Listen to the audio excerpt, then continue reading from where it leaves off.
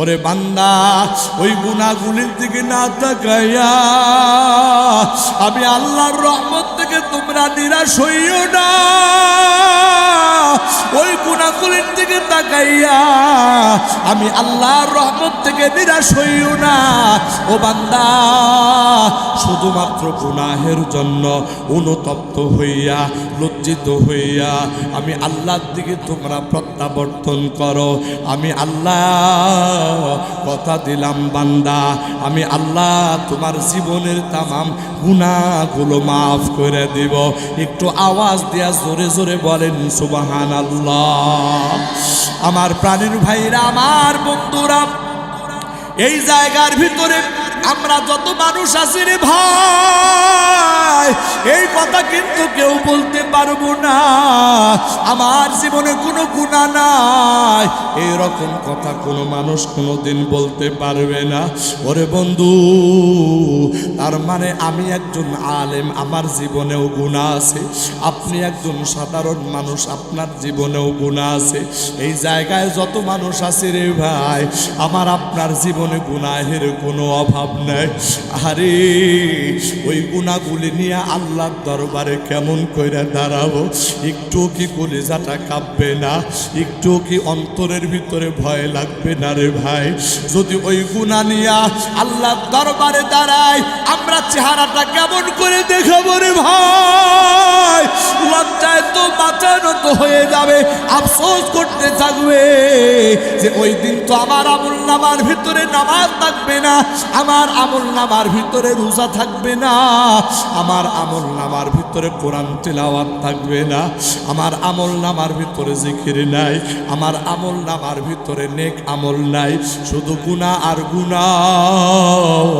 ও আল্লাহর বান্দা, ওই দিনের ব্যাপারে কি অন্তরে একটু ভয় জাগে না?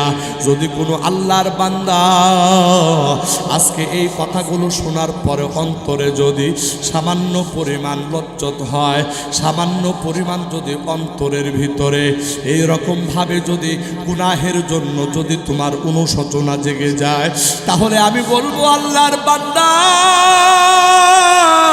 অন্তরটা নরম করিয়া এই ময়দানের ভিতরে বসিয়া আল্লাহ পাক রব্বুল আলামিনের দরবারে তওবা করি। আমরা সবাই দুইটা হাত একটু উপরে উঠায় দেই, সবাই দুইটা হাত একটু উপরে উঠায় দেই, ডাক দিয়া বলি, আল্লাহ আমাদের গুনাহগুলির দিকে তুমি তাকায়ো না গো আল্লাহ। তোমার রহমান রহিম গফফার সত্তার নাম গুলির দিকে তাকায়া ও মালিক আমাদের গুনাহগুলি মাফ করে দাও। আয় আল্লাহ, জীবনে আর এক ওয়াক্ত নামাজ ছাড়বো না, কোনোদিন মিথ্যা কথা বলবো না, আর কোনোদিন সুদ ঘুষ খাবো না, আর কোনোদিন কোনো মানুষের প্রতি জুলুম করবো না, কোনো নারীর প্রতি ইফটিজিং করবো না, আর কোনোদিন মাদক সেবন করবো না। ওগো আল্লাহ, জীবনে আর কোনোদিন তোমার হুকুমের নাফরমানি করবো না। আল্লাহর বান্দা, আল্লাহ তোমার দরবারে তওবা করতেছি, তওবাগুলি কবুল করে নাও। আয় আল্লাহ, এইরকম ভাবে জীবনে কতবার তওবা করেছে রে মালিক, আবার তওবা ভঙ্গ করেছি। আল্লাহ, আজ তোমার দরবারে যে হাত তুলেছি, যেই তওবা করেছি গো মালিক, এই তওবার উপরে আমাদেরকে মৃত্যুর আগ পর্যন্ত অটল থাকার তৌফিক দান করে দিও। একটু জবান খুলিয়া আওয়াজ দিয়া জোরে জোরে বলেন আমিন। আল্লাহ দুইটা হাত নামান।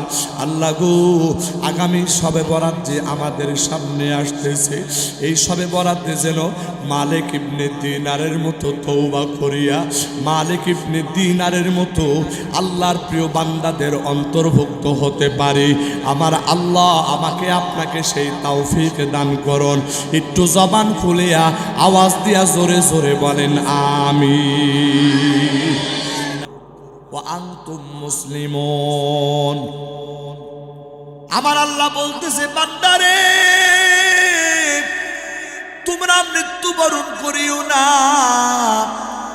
এর পরক্ষণে আমার আল্লাহ বলতেছে ইল্লা, হ্যাঁ অবশ্যই মৃত্যুবরণ করবা, তবে ওই মৃত্যুটা কেমন হওয়া চাই আমার আল্লাহ বলেন ওয়া আনতুম মুসলিমুন।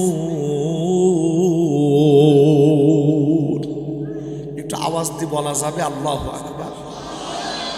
একটু আওয়াজ দিয়ে বলা যাবে আল্লাহু আকবার?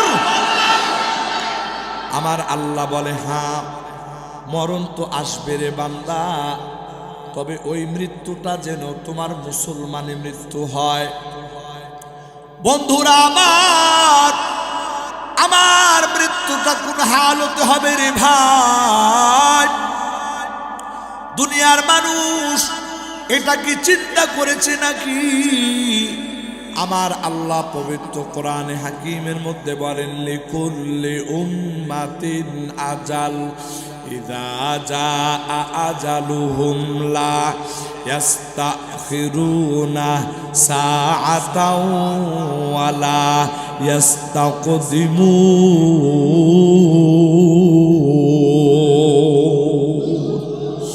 আমার আল্লাহ বলে বান্দা শোনো, প্রত্যেকের জন্য একটা নির্ধারিত সময় আছে। ওরে বান্দা, ওই নির্ধারিত সময় যখন যার হয়ে যাবে, ওই সময়ের আগেও কারো জান কবজ করা হবে না, ওই সময়ের পরেও কারো জান কবজ করা হবে না। বন্ধুরা আমার, এই যে আমার আল্লাহ একটা সময় নির্ধারণ করে দিয়েছে, এই সময় জানেন একমাত্র আমার আল্লাহ। ওরে বন্ধু, এই দুনিয়াতে যখন একটা গাছের দিকে তাকাবেন, ওই গাছের ফল যখন পাকার সময় হয়, দেখবেন ওই গাছের পাতা আস্তে আস্তে সবুজ থাকতে থাকতে এই পাতাটা আস্তে আস্তে গাঢ় কালার ধারণ করে। ওরে বন্ধু, এই সবুজ থেকে আস্তে আস্তে ওই পাতাটা কিন্তু হলুদ বর্ণ হয়ে যায়। যখন ওই পাতা সবুজ থেকে হলুদ বর্ণ হয়ে যায়, তার মানে হলো যৌবনকাল শেষ হইয়া এখন বৃদ্ধকালে উপনীত হয়ে গেছে। ওরে বন্ধু, ওই গাছের পাতাটা যখন এইরকম হলুদ বর্ণ হয়, এই হলুদ বর্ণ হওয়ার পরে ওই গাছের পাতা কিন্তু গাছের সাথে বেশি দিন আর থাকতে পারে না। এক সময় ওই গাছের পাতাটা ঝরে পড়ে যায়। আমার প্রাণের ভাইরা, আমার আল্লাহর কাছে আমার আপনাদের হায়াতের একটা গাছ আছে, ওই গাছের মধ্যে পাতা আছে, ওই পাতার ভিতরে আমার নামটা লেখা আছে, ওই পাতার ভিতরে আপনার নামটা লেখা আছে। বন্ধুরা আমার, ওই গাছের পাতা যখন সবুজ কালার ধারণ করে, আমার বন্ধুরা এক সময় ওই গাছের পাতাটা সবুজ কালার থেকে হলুদ বর্ণ হয়ে যায়। হলুদ বর্ণ যখন হয়ে যায়, ওই গাছের পাতাটা যখন ঝরে যায়, ওরে বন্ধু, ওই সময় আল্লাহ পাক মালাকুল মউত আজরাইল ফেরেশতাকে পাঠায়া দেয়। যেই গাছের পাতায় যেই বান্দার নাম লেখা আছে, যাও যাও ওই বান্দার নাম, ওই বান্দার জানটা রুহটা কবজ করে নিয়ে আসো। বন্ধুরা আমার, এটাই তো দুনিয়াতে একটা মারাত্মক ব্যাপার। আল্লাহর বান্দা, এই দুনিয়াতে মানুষ আসবে, তার আসার সুন্দর সিরিয়াল আছে। বাবা আসবে, এরপরে বড় ভাই, এরপরে মেজো ভাই, এরপরে ছোট ভাই, এই রকম সিরিয়াল আসবে। ওরে বন্ধু, এই রকম সিরিয়াল অনুপাতে মানুষগুলি দুনিয়াতে জন্ম নেবে। কিন্তু হায় হায়, যখন দুনিয়া থেকে বিদায় নেবে, যেমন কোনো সিরিয়াল নাই। দাদা বেঁচে আছে, নাতি দুনিয়াতে নাই। বড় ভাই বেঁচে আছে, ছোট ভাই দুনিয়াতে নাই। বাবা বেঁচে আছে, সন্তান দুনিয়াতে নাই। বন্ধুরা আমার, এইরকম ইতিহাস আমার আপনার জীবনে, আমার আপনার ডানে বামে কত ঘটতেছে। ওরে বন্ধু, কিন্তু আমি আর আপনি এই বিষয়টা আমার আপনার মাথার ভিতরে ঢুকাই না। একটু চিন্তা করে দেখো না ভাই, আল্লাহর বান্দা, একটু চিন্তা করে দেখো না, তোমার জীবনের হাকিকত কি রে ভাই? তোমার জীবনের বৈশিষ্ট্যটা কি? তুমি এমন অহংকার করে দুনিয়াতে চলো? ওরে বান্দা, তোমার তো জানা নাই এই দুনিয়ার হায়াত তোমার কখন শেষ হয়ে যাবে। তুমি অহংকার করিয়া দুনিয়াতে চলতেছো, আল্লাহর নাফরমানি করিয়া দুনিয়াতে চলতেছো। ওরে বন্ধু, এই রকম ভাবে তুমি কয়দিন চলবা? এই রকম চলতে চলতেই কি তোমার জীবনটা পার হয়ে যাবে নাকি? না রে বান্দা, এই জন্য আমার আল্লাহ সতর্ক করার জন্য পবিত্র কুরআনুল কারীমের সূরাতুল হাদীদের মধ্যে বলেন, আলাম ইয়ানি লিল্লাযিনা আমানু আন তাখশা কুলুবুহুম লিযিকরিল্লাহ ওয়া মা নাযালা মিনাল হাক্কি ওয়ালা يكونوا كالذين أوتوا الكتاب من قبل فطال عليهم الأمد فقست قلوبهم وكثير منهم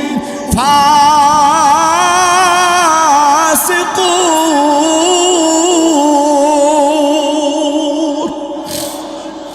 আমার প্রাণের ভাইয়েরা, আমার বন্ধুরা, আমার আল্লাহ বলতেছে, বান্দা তোমার জীবন থেকে 20 বছর 30 বছর পার হয়ে গেছে, তোমার জীবন থেকে 40-50 বছর হায়াত পার। ও বান্দা, এরপরেও তুমি এখনো এই রকম এলোমেলো চলবা? আমার আল্লাহ বলতেছে, বান্দা এখনো কি তোমার সময় হয় নাই? এখনো কি তোমার সময় হয় নাই যে তোমার অন্তরটা আল্লাহর ভয়ে প্রকম্পিত হবে? ওরে বান্দা, এখন যদি সময় না হয় আর সময়টা কখন হবে?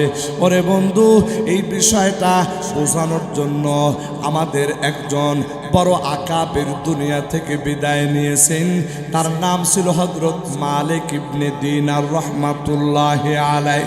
আমার প্রাণের ভাইয়েরা, আমার বন্ধুরা, এই মালিক ইবনে দিনার পৃথিবীর বিখ্যাত একজন সাধকের নাম।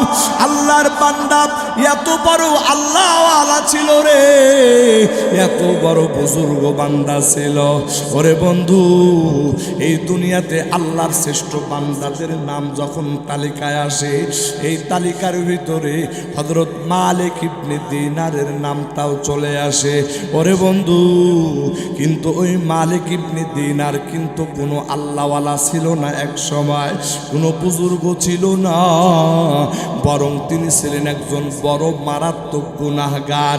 আমার প্রাণের ভাইরা, আমার বন্ধুরা, হযরত মালিক ইবনে দিনার তিনি নিজের ইতিহাস নিজেই তুলে ধরেছে। এই দুনিয়ার ভিতরে যত বাছাই করা খারাপ কাজ ছিল, এই কাজগুলি সবই তার দ্বারা হইতো। ওরে বন্ধু, হযরত মালিক ইবনে দিনার রাহমাতুল্লাহি আলাইহি এই কথাগুলো আমি আমার দিল থেকে বোঝানোর চেষ্টা করতেছি। ওরে বন্ধু, জীবনে কোনোদিন আপনাদের মাঝে আর আসবো কিনা, আর কথা বলবো কিনা, এই সুযোগ আর আসবে কিনা আমি জানি না, কিন্তু দিলের দরদ নিয়ে কথাগুলো বলার চেষ্টা করি। একটু বোঝার নিয়তে কথাগুলো শুনবেন। আল্লাহর বান্দা, এই ঘটনার সাথে আমার আপনার সম্পর্ক থাকলেও থাকতে পারে। হযরত মালিক ইবনে দিনার রাহমাতুল্লাহি আলাইহি তিনি ছিলেন একজন মাদক সম্রাট। আল্লাহর বান্দা, যদিও বা দিনের বেলা অথবা রাতের বেলা কোনো বালার খাবার যদি তিনি নাও খাইতেন, এটা বড় বিষয় না। মাঝে মধ্যে খাবার খাইতেন, মাঝে মধ্যে না খেয়ে থাকতেন, কিন্তু এমন কোনো দিন তার যায় নাই যেই দিনে তিনি মদ পান করেন নাই। এমন কোনো রাত তার জীবনে যায় নাই যে রাতে তিনি মদ পান করে নাই। ওরে বন্ধু, এমনও সময় গিয়েছে মদ পান করিয়া গোটা দিন গোটা রাত বেহুশ অবস্থায় কাটায় দিয়েছে। আমার প্রাণের ভাইয়েরা, এইরকম ভাবে চলতে চলতে আল্লাহর বান্দা বলে, যখন আমার বিবাহের উপযুক্ত বয়স হলো তখন আমি বিবাহ করলাম। বিবাহ করার পরে আমাদের দাম্পত্য জীবন আলোকিত করিয়া একটা ফুটফুটে সুন্দর চেহারার মেয়ে সন্তান জন্মগ্রহণ করে।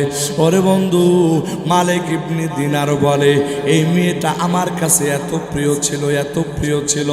সন্তান মানে মা বাবার কাছে বড় কলিজার টুকরা। ওরে বন্ধু, মালিক ইবনে দিনার রহমাতুল্লাহি আলাইহি বলে, আমার ওই সন্তান যখন জন্ম হয়, ওই মেয়েটার যখন জন্ম হয়, ওই মেয়েটার চেহারার দিকে তাকাইলে আমার দুনিয়ার সমস্ত দুঃখ কষ্ট এক নিমিষেই আমি ভুলে যাইতাম। আল্লাহর বান্দা মালিক ইবনে দিনার বলতেছে, আমার মেয়েটা হাঁটি হাঁটি পা পা করে যখন বড় হয়, আমার ওই মেয়েটাকে আমার সঙ্গে করেই বাজারে নিয়ে যাইতাম, আবার বাজার থেকে বাড়িতে নিয়ে আসতাম। আবার যখন কোনো জায়গায় যাইতাম, ওই মেয়েটা আমার সঙ্গে থাকতো। ওই আল্লাহর বান্দা বলে, আমি যখন দিনের বেলা মদ্য পান করতাম, ওই সময় আমার মেয়েটা আমার পাশেই থাকতো। মাঝে মধ্যে আমার মেয়েটা ওই মদের বোতলটা আমার গায়ের ভিতরে ঢাইলা দিত। মাঝে মধ্যে ওই মদের বোতলটা আমার মেয়েটা জমিনের ভিতরে ফালাইয়া ভাঙ্গা ফালাইতো। যদিও বা আমি একজন মাতাল বাবা ছিলাম, কিন্তু আমার সন্তান আমার মেয়েটাকে আমি এত মহাব্বত করতাম। জীবনে কোনো সময় মারব তো দূরের কথা, বরং আমার ওই সন্তানকে জীবনে কখনো একটা ধমক পর্যন্ত দিতে পারি নাই। প্রাণের ভাইয়ের আমার, ওই মালিক ইবনে দিনার বলতেছেন, আমার এই মেয়েটা এত মায়াবী তার চেহারা, এত মায়া আমার মেয়েটার চেহারার ভিতরে, এই মেয়েটার কথা আমি ভুলতে পারি না। এক সময় এত আদরের দুলালি, এত মায়া মহাব্বত, এত ভালোবাসা যেই মা সন্তানের প্রতি, আল্লাহ কি মানসা ছিল। এক সময় আমার ওই মেয়েটা দুনিয়া থেকে বিদায় হয়ে যায়। আমি বাবা হিসাবে পাগল পারা হয়ে গেলাম। আমার মেয়ের শোকের কথা আমি ভুলতে পারি না, কারণ সন্তান তো এটা প্রত্যেক মা বাবার কাছেই বড় আদরের। আর যদি কোনো মা বাবা অকালে সন্তান হারায়া ফেলে, আহারে ওই মা বাবার কলিজা কেমন ছিদ্র হয়, ওই মা বাবা ছাড়া কেউ জানে না। আমি গত কয়েকদিন আগে এই কথা মাঝে মধ্যে ওয়াদের ভিতরে বলেছি। এই যে মামা পদ্মা এক্সপ্রেসওয়েতে একজন মোটর সাইকেল আরোহী ভাই যখন মাওয়ার ভিতরে টোল দিতেছে, টোল দেওয়ার সময় পেছন দিক থেকে একটা বাস যখন ধাক্কা দেয়, এই ঘটনা গোটা দেশের মানুষ জানে। ওরে বন্ধু, ওই মোটর সাইকেলওয়ালা সিটকে পড়ে যায় দূরে, আর ওই মোটর সাইকেলওয়ালার পিছনেই ছিল তার সন্তান, ওই মোটর সাইকেলওয়ালার পিছনেই ছিল তার স্ত্রী। আল্লাহ, ওই যুবক বলতেছে, যখন আমি পিছনের দিকে তাকাইলাম, দেখতে পাইলাম আমার ছোট্ট বাচ্চাটা গাড়ির চাকার নিচে পিষ্ট হয়ে গেছে। আমি দেখতে পাইলাম আমার স্ত্রী ওই ঘাতক গাড়ির নিচে পড়িয়া হেঁচড়াইতে সামনে আনতেছে। আল্লাহর বান্দা বলে, আমার একটা মাত্র সন্তান, যার এই সন্তানটা বিদায় হয়ে গেল, কে আমারে বাবা বলে ডাকবে? আরে ওই বাবার কলিজাটা যেন একেবারে ছিদ্র হয়ে গেছে। ওরে বন্ধু, এই কথাটা তারাই বুঝবে যাদের সন্তান হারানোর দুঃখ আছে। হযরত মালিক ইবনে দিনার রহমাতুল্লাহি আলাইহি ওই সময় যখন তিনি তার সন্তানকে হারাইলেন, আহারে সন্তানের শোকে যেন বাবা পাগল পারা। এখন নিজের মাথা মস্তিষ্ক ঠিক নাই, ওই সন্তানের শোক বলতে না পারিয়া আরো বেশি বেশি মদ্যপান শুরু করে দেয়।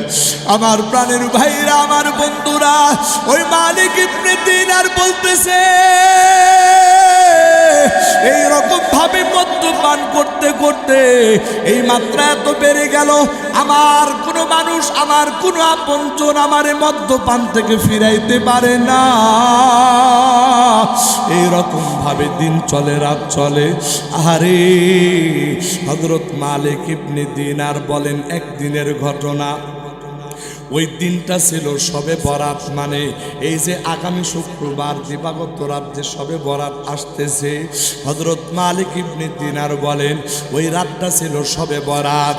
মানুষগুলো সবাই পরিপাটি হইয়া সুন্দর জামা কাপড় পরিয়া মসজিদে যাইয়া ইবাদত বন্দিগিতে লিপ্ত হয়। আমি ইবাদত করব তো দূরের কথা, ঈশার নামাজ পর্যন্ত আমি আদায় করি নাই। শুধু তাই নয়, এই রাতের সম্মানে দুনিয়ার সাধারণ মদ পানকারীরা মদ পান করা ছেড়ে দেয়, কিন্তু আমি এত বড় মদ পানকারী ছিলাম। এইরকম একটা গুরুত্বপূর্ণ ইবাদতের রাত, এই ইবাদতের রাতেও আমার হুঁশ ছিল না। আমি মদ্যপান করে এক সময় বেহুশের মধ্যে চলে গেলাম। শুধু তাই নয়, ওই বেহুশের মধ্যে যাইয়া আমি ঘুমে অচেতন হয়ে গেলাম। যখন ঘুমের মধ্যে অচেতন হয়ে গেলাম, মালিক ইবনে দিনার নিজের ঘটনা নিজেই বলতেছেন, রে বন্ধু, এই ঘটনা আমি আপনাদেরকে এই জন্য শোনাতে চাই, আমার তিলাওয়াতকৃত আয়াতের সাথে এই ঘটনার সম্পর্ক। এই ঘটনা এই জন্য শুনাইতে চাই, আমি আর আপনি আবার আপনার জীবনে কত বছর কেটে গেছে, এখন পর্যন্ত আল্লাহ চিনি না, এখন পর্যন্ত দিন চিনি না, এখন পর্যন্ত নবী চিনি না রে ভাই। তাহলে আর কবে আল্লাহ চিনব, আর কবে দিন চিনব, আর কবে নবী চিনব? ওরে আল্লাহর বান্দা, এই জন্য দিলের আবেগ নিয়ে কথাগুলো শোনাইতে চাই। ওরে বন্ধু, মালিক ইবনে দিনার বলতেছে, তখন আমি গভীর ঘুমে অচেতন। ওই ঘুমের ভিতরে আমি স্বপ্নে দেখতেছি কিয়ামত হয়ে গেছে। যখন কিয়ামত হয়ে গেছে, সকল মানুষগুলো কিয়ামতের ময়দানের দিকে দৌড়াইতেছে। মালিক ইবনে দিনার বলেন, তখন আমিও দৌড়াইতেছি কিয়ামতের ময়দানের দিকে। আমার ডানে বামে অনেক মানুষ দৌড়াইতেছে। যখন কিয়ামতের ময়দানে যাইতেছি, আমিও যাইতেছি, হঠাৎ করে একটা ভয়ঙ্কর আওয়াজ আমার কানের ভিতরে আসলো। আমার মনে হলো পিছন দিক থেকে কি যেন একটা আক্রমণ করার জন্য আসতেছে। হযরত মালিক ইবনে দিনার বলতেছেন, তখন আমি পিছন দিকে তাকাইলাম। পিছন দিকে তাকানোর পর দেখতে পেলাম মানুষকে খুব বিশাল বড় একটা অজগর সাপ। এই অজগর সাপটা হন হন করে আমার দিকে ছুটে আসতেছে। ওই দৃশ্যটা এত ভয়ঙ্কর ছিল, ওই দৃশ্যটা এত মারাত্মক ছিল। ওই দৃশ্য দেখার পরে আমি আর স্থির থাকতে পারলাম না। ওই সাপের কাছ থেকে বাঁচার জন্য আমি আমার মন প্রাণ দিয়ে দৌড়াইতে শুরু করলাম, দৌড়াইতে শুরু করলাম, দৌড়াইতেছি। কিন্তু যতই জোরে দৌড়াই, আস্তে আস্তে মনে হইতেছে ওই সাপটা আমাকে ধরে ফেলবে। এক পর্যায়ে দৌড়াইতে দৌড়াইতে ক্লান্ত হয়ে গেলাম। ক্লান্ত হওয়ার পর একটু আর দৌড়াইতে মনে চায় না। কিন্তু যখন আবার পিছনের দিকে তাকাই, তখন দেখি ওই অজগর মানুষকে, অজগর সাপটা একেবারে সমান তালে আমার দিকে আগায় আসতেছে।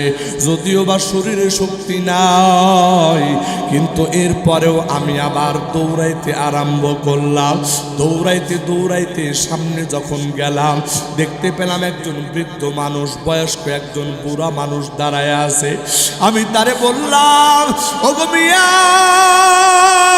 ও আল্লাহর বান্দা, আপনি কে? আপনাকে তো আমি চিনি না। আমার পিছনের দিকে তাকায় দেখেন একটা মানুষকে অজগর সাপ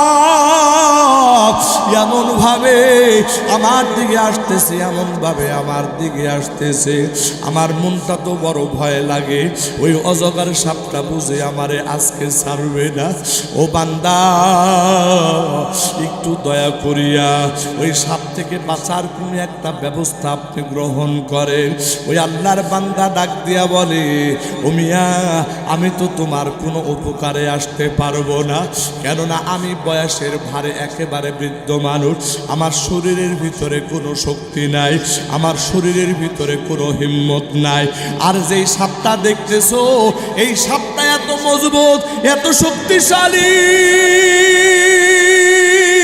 ওই সাপের গতির সামনে আমি একেবারে দুর্বল, আমি তোমারে কোনো উপকার করতে পারবো না, বরং তুমি সামনের দিকে আগায়া যাও, সামনের দিকে গেলে হয়তো বা তোমার কোনো ব্যবস্থা হবে। হযরত মালিক ইবনে দিনার সামনের দিকে আগায়া গেলেন।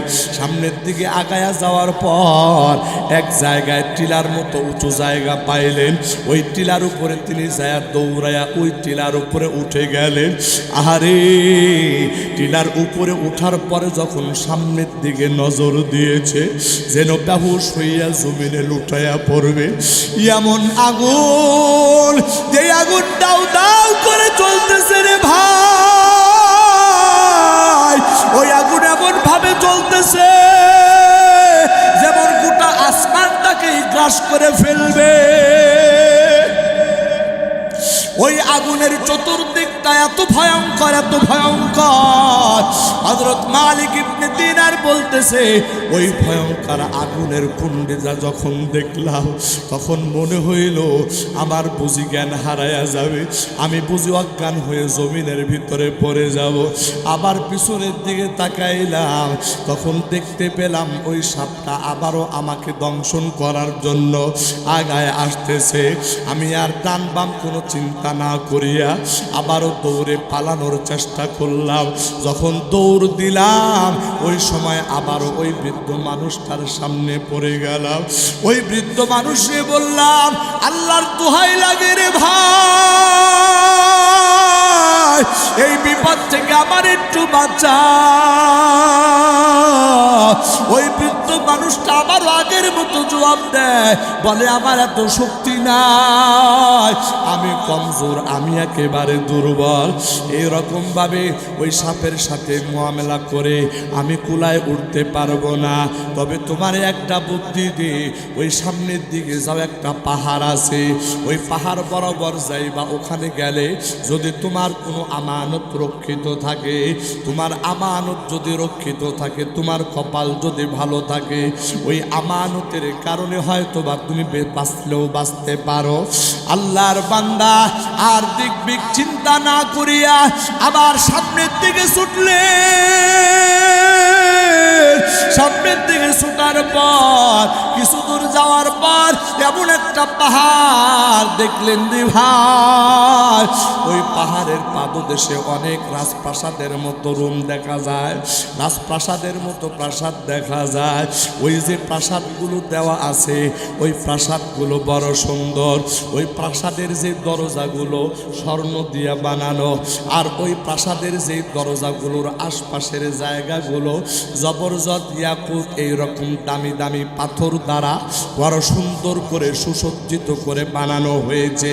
আবার ওই যেই পাথরের উপরে যেই স্বর্ণের দরজা, এই স্বর্ণের দরজার উপরে এইরকম নূরের পর্দা দেখা যাইতেছে, যেই পর্দার ভিতরে স্বর্ণ দিয়ে কারুকাজ করা, যেই পর্দার ভিতরে হীরা মণি মুক্তা জহরত দিয়ে কাজ করা, এইরকম দামি পর্দা ওখানে ঝোলানো।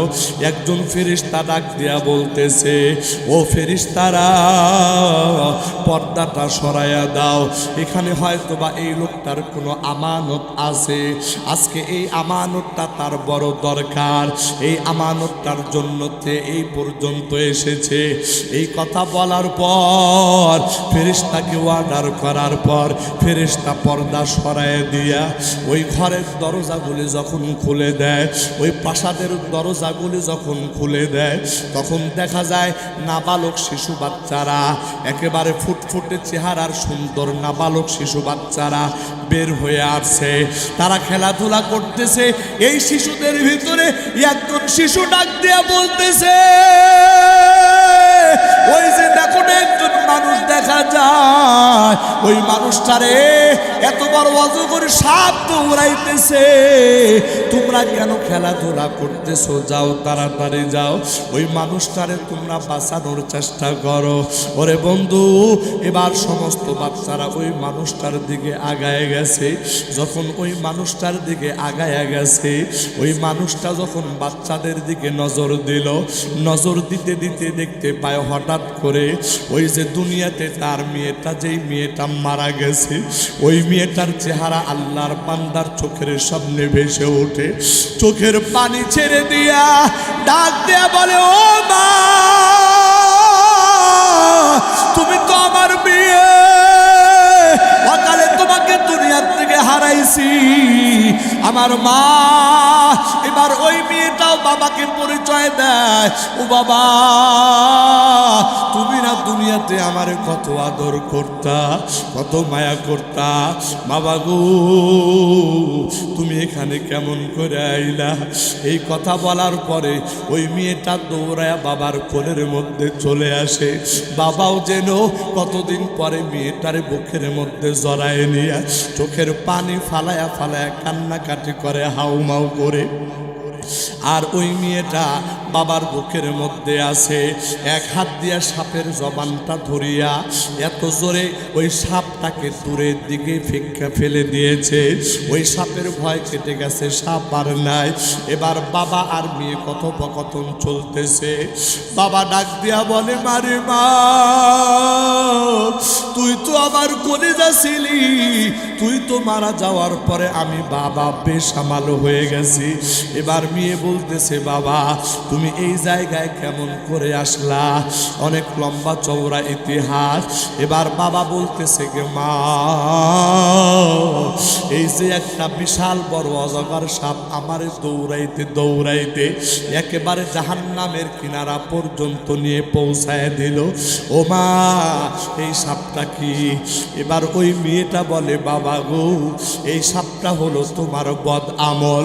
তুমি দুনিয়াতে যেই বদ আমলগুলি করেছো গো বাবা, বদ আমল করতে করতে তোমার বদ আমলের পাল্লাটা এত মজবুত হয়ে গেছে, এখন ওই সাপ তোমার এই বদ আমলটা সাপের আকৃতি ধারণ করেছে। একটু আওয়াজ দিয়ে বলেন নাউজুবিল্লাহ।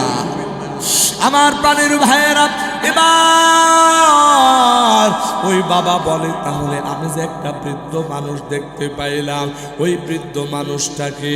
এবার মেয়ে বলতেছে, বাবা তুমি মাঝে মধ্যে 2-4টা নেক আমল করেছিলা। ও বাবা, ওই বৃদ্ধ মানুষটা এটা হলো তোমার নেক আমল, কিন্তু তোমার নেক আমলটা এত কমজোর, এত কমজোর যে এই নেক আমলটা তোমারে ওই গুনাহ থেকে বাঁচানোর ক্ষমতা তার ছিল না। আমার প্রাণের ভাইরা, আমার বন্ধুরা, এই কথা যখন বললেন, বলার পর মালিক ইবনে দিনারের অন্তরের ভিতরে ধাক্কা লেগে গেল। ঠিক এমন সময় ওই মেয়েটা, মালিক ইবনে দিনারের মেয়েটা, বাবার কোলের মধ্যে বসিয়া বাবার মুখটা হাতায় আর ওই কোরআনের আয়াত তিলাওয়াত করে, আলাম ইয়ানি লিল্লাযিনা আমানু আন তাখশা কুলুবুহুম লিযিকরিল্লাহি ওয়া মা মিনাল হক ওয়ালা ইয়াকুনু কাল্লাযীনা উতুল কিতাবা মিন ক্বাবলু ফাতালা আলাইহিমুল আমাদু ফাকাসাত কুলুবুহুম ওয়া কাসীরুম মিনহুম ফাসিকুন।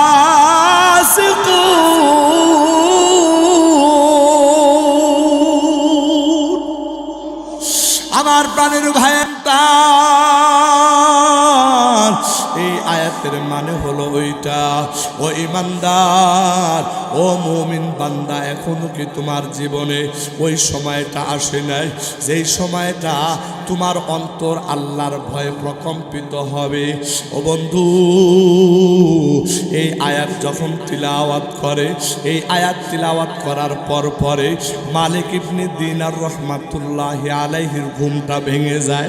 মালিক ইবনে দিনারের ঘুমটা যখন ভেঙে যায়, মালিক ইবনে দিনার ঘুম থেকে ওঠার পরে এখনো তার শরীরের ভিতরে ঘাম, ওই যে অজগর সাপ দৌড়াইছে, এই অজগর সাপের দৌড়ানোর কারণে তখন পর্যন্ত তার শরীর থেকে আতঙ্ক কাটে নাই। ওরে বন্ধু, এবার ওই মালিক ইবনে দিনার চোখের পানি ছেড়ে দিয়া আসমানের দিকে তাকায়া বলে, মালিক গো, জীবন ভর শুধু গুনাহ আর গুনাহ করেছি। আয় আল্লাহ, আমার মতো এত নাফরমান, এই নাফরমানকে বুঝ দেওয়ার জন্য তুমি এই স্বপ্নটা দেখাইছো গো আল্লাহ, আমার আর বুঝতে বাকি নাই। আল্লাহ, জীবন ভর শুধু গুনাহ করেছি গো, ওই গুনার জন্য যদি তুমি সাজা দাও ও মালিক, ওই জাহান্নামের আগুন বরদাস্ত করার ক্ষমতা নাই। আল্লাহ গো, আমি আমার জীবনে তওবা করতেছি, আর জীবনে গুনাহ করব না, আর তোমার হুকুম লঙ্ঘন করব না, আর জীবনে কোনোদিন নামাজ ছাড়ব না। ওগো আল্লাহ, দয়া করে মায়া করে তোমার নেক বান্দাদের অন্তর্ভুক্ত আমারে কইরা দাও। আমার প্রাণের ভাইরা, আমার বন্ধুরা, ওই সবে বরাত, ওই রাতের বেলায় হযরত মালিক ইবনে দিনার আল্লাহর কাছে তওবা করিয়া এই জীবনটাকে বদলায়া আল্লাহ ওয়ালাদের এমন জীবন গ্রহণ করেছে যে জীবনে কোনোদিন আল্লাহর সিজদা দেওয়া ছাড়ে নাই, যে জীবনে কোনোদিন মিথ্যা কথা বলে নাই, যে জীবনে আর কোনোদিন আল্লাহর নাফরমানি করে নাই। ওরে বন্ধু, যার কারণে ওই মালিক ইবনে দিনার পরবর্তীতে কোনো সাধারণ ব্যক্তি ছিল না, বরং পরবর্তীতে এই সাধনা করার জন্য আমার আল্লাহ ওই মালিক ইবনে দিনারের নামটা আমার আল্লাহ তার প্রিয় বান্দাদের অন্তর্ভুক্ত করে দেন। একটু আওয়াজ দিয়া জোরে জোরে বলেন সুবহানাল্লাহ। আমার প্রাণের ভাইরা, আমার বন্ধুরা, আমাদের সামনে সবে বরাত আসতেছে রে ভাই। আমার আপনার জীবনে কত সবে বরাত আসে, কত সবে বরাত চলে যায়, কিন্তু আমার আপনার জীবনে কোনো পরিবর্তন হয় না রে ভাই। আজকে রাতে আমি খাদেমুল ইসলাম নাটোরি এই যে কথাগুলো বললাম আপনাদের সামনে, দিলের দরদ নিয়া, বড় মহাব্বত নিয়া, ওরে বান্দা, এইরকম ভাবে আর জীবনকে চালাইয়া আল্লাহর গুসার শিকার হইয়া ওই জাহান্নামের আগুনে যাওয়ার জন্য রেডি না হইয়া বরং আল্লাহর কাছে আজকে এই মুহূর্তে তওবা করো। ওগো আল্লাহ, জীবনভর গুনাহ করেছি, এমন গুনাহ করেছি, এই গুনার খবর যদি মা জানতো, বাবা জানতো, হয়তোবা ওই মা বাবা আমাদেরকে ঘরে জায়গা দিত না। ওগো আল্লাহ, তুমি ওই গুনাহগুলোর দিকে না তাকাইয়া তোমার রহমান, রহিম, গফফার, সত্তার নামগুলির দিকে তাকায়া আল্লাহ আমাদের জীবনের তামাম গুনাহগুলি মাফ করে দেন। ওরে বন্ধু, আমার আল্লাহ পবিত্র কোরআনের মধ্যে বলেন, কুল ইয়া ইবাদিয়াল্লাযীনা আসরাফু আলা আনফুসিহিম লা তাকনাতু মির রাহমাতিল্লাহ ইন্নাল্লাহা ইয়াগফিরুয যুনুবা জামিআ ইন্নাহু হুয়াল গফুরুর রহিম। আরেকটু আওয়াজ দিবেন আল্লাহু আকবার। আমার বন্ধুরা, আমার আল্লাহ বলতেছে, ও আমার বান্দারা, তোমরা যারা নিজেদের নফসের প্রতি বাড়াবাড়ি করেছো, ও বান্দা তোমরা যারা গুনাহ করে করে সমুদ্রের ফেনার সমান গুনাহ করে ফেলেছো, ও বান্দা তোমরা যারা গুনাহ করে করে উহুদ পাহাড় সম পরিমাণ গুনাহ করেছো, ওরে বান্দা ওই গুনাহগুলির দিকে না তাকাইয়া আমি আল্লাহর রহমত থেকে তোমরা নিরাশ হইও না। ওই গুনাহগুলির দিকে তাকাইয়া আমি আল্লাহর রহমত থেকে নিরাশ হইও না। ও বান্দা শুধুমাত্র গুনাহের জন্য অনুতপ্ত হইয়া লজ্জিত হইয়া আমি আল্লাহর দিকে তোমরা প্রত্যাবর্তন করো। আমি আল্লাহ কথা দিলাম বান্দা, আমি আল্লাহ তোমার জীবনের তামাম গুনাহগুলো মাফ করে দিব। একটু আওয়াজ দিয়া জোরে জোরে বলেন সুবহানাল্লাহ। আমার প্রাণের ভাইরা, আমার বন্ধুরা, এই জায়গার ভিতরে আমরা যত মানুষ আছি রে ভাই, এই কথা কিন্তু কেউ বলতে পারবো না আমার জীবনে কোনো গুনাহ নাই, এইরকম কথা কোনো মানুষ কোনোদিন বলতে পারবে না। ওরে বন্ধু, তার মানে আমি একজন আলেম, আমার জীবনেও গুনাহ আছে। আপনি একজন সাধারণ মানুষ, আপনার জীবনেও গুনাহ আছে।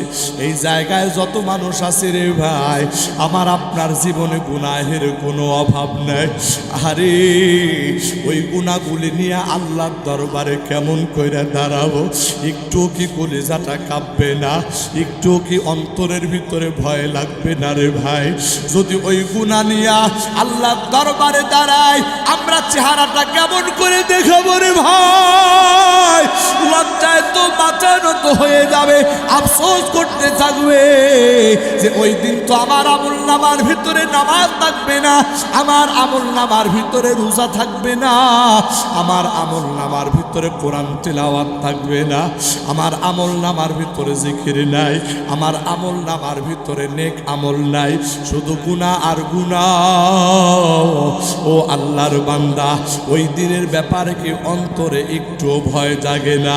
যদি কোনো আল্লাহর বান্দা আজকে এই কথাগুলো শোনার পরে অন্তরে যদি সামান্য পরিমাণ লজ্জত হয়, সামান্য পরিমাণ যদি অন্তরের ভিতরে এই রকম ভাবে যদি গুনাহের জন্য যদি তোমার অনুশোচনা জেগে যায়, তাহলে আমি বলবো আল্লাহর বান্দা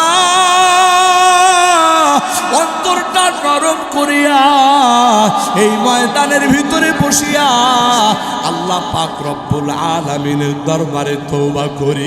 আমরা সবাই দুইটা হাত একটু উপরে উঠায় দেই, সবাই দুইটা হাত একটু উপরে উঠায় দেই, ডাক দিয়া বলি, আল্লাহ আমাদের গুনাহগুলির দিকে তুমি তাকায়ো না গো আল্লাহ। তোমার রহমান রহিম গফফার সত্তার নাম গুলির দিকে তাকায়া ও মালিক আমাদের গুনাহগুলি মাফ করে দাও। আয় আল্লাহ, জীবনে আর এক ওয়াক্ত নামাজ ছাড়বো না, কোনোদিন মিথ্যা কথা বলবো না, আর কোনোদিন সুদ ঘুষ খাবো না, আর কোনোদিন কোনো মানুষের প্রতি জুলুম করবো না, কোনো নারীর প্রতি ইফটিজিং করবো না, আর কোনোদিন মাদক সেবন করবো না। ওগো আল্লাহ, জীবনে আর কোনোদিন তোমার হুকুমের নাফরমানি করবো না।